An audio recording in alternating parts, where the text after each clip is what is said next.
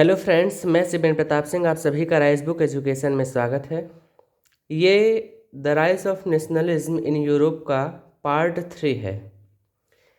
तो चलिए शुरू करते हैं। Visualising the nation. नेशन को ये लोग विजुअलाइज करने लगे, मतलब ये कि किसी एक पर्सन जैसे मेल या फीमेल हो गया, उसको सामने रख करके ये कंट्री को क्या करते थे, रिप्रेजेंट करते थे।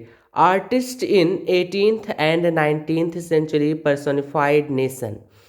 इन्होंने अपने उससे पेंटिंग से या फिर अपनी लिखावट से, इन सब चीज़ों से राष्ट्र को रिप्रेजेंट करना शुरू किया।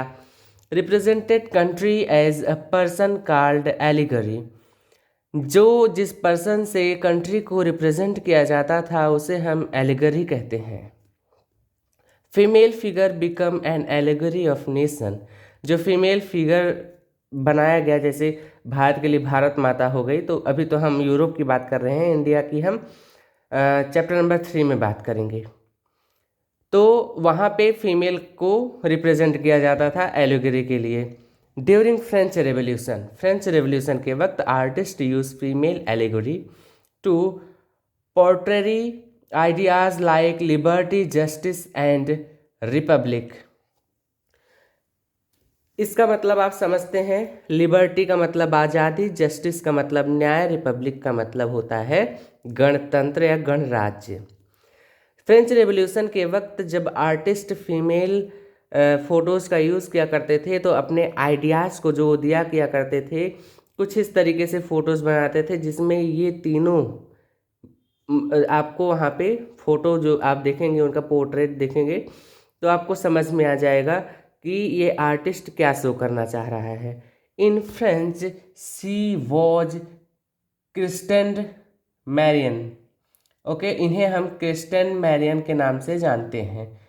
Germania wear a crown of oak leaf as the German oak stand for heroism. Germania become allegory of Germany. जैसे भारत के लिए भारत माता है, वैसे जर्मेनिया जो है जर्मनी के लिए एलिगरी बनी।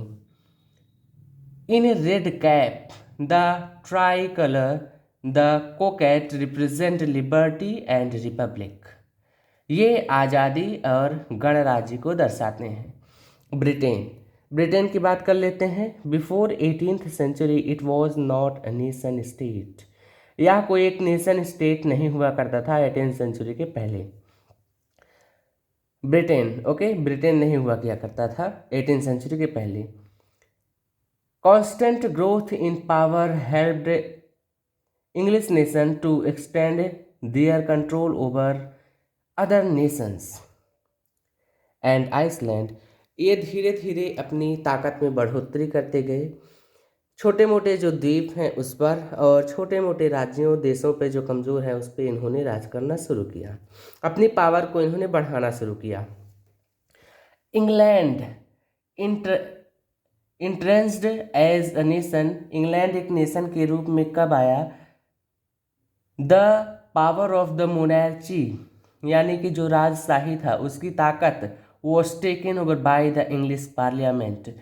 सारी की सारी ताकत इंग्लिश पार्लियामेंट यानी कि वहाँ की संसद के पास चला गया। The act of union was found between England and Scotland by the United kingdom of great Britain. Great Britain से यूनाइटेड किंगडम बनने की कहानी नहीं, यूनाइटेड किंगडम जो है ग्रेट ब्रिटेन कब बना? अभी तो यूनाइटेड किंगडम ये थोड़े दिन बाद बनना है, इसको आगे हम देखेंगे उसे। एक्ट ऑफ यूनियन पास होता है, इंग्लैंड और स्कॉटलैंड एक में मिल जाते हैं। अब इंग्लैंड ब्रिटेन को हम ग्रेट ब्रिटेन के नाम से जानने लगेंगे। Scotland and Ireland was dominated by England. इसको जो है इंग्लैंड के द्वारा जीता गया है इन ऑल एस्पेक्ट्स, हर एक तरीके से, यानी कि अब यह इसका पूरी तरीके से भाग हो चुका है।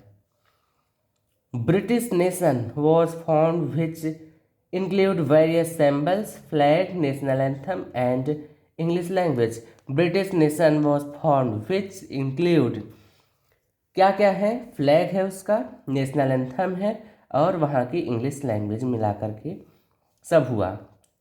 After failed revolution led by the Wolfe and his United Irishman 1798 British took over Ireland forcibly. British ने वहाँ पे आयरलैंड पे फोर्सिबली अपना कब्जा जमाया हुआ है। तो ये अगर आपको पसंद आया हो तो लाइक शेयर और सब्सक्राइब करना ना भूलें।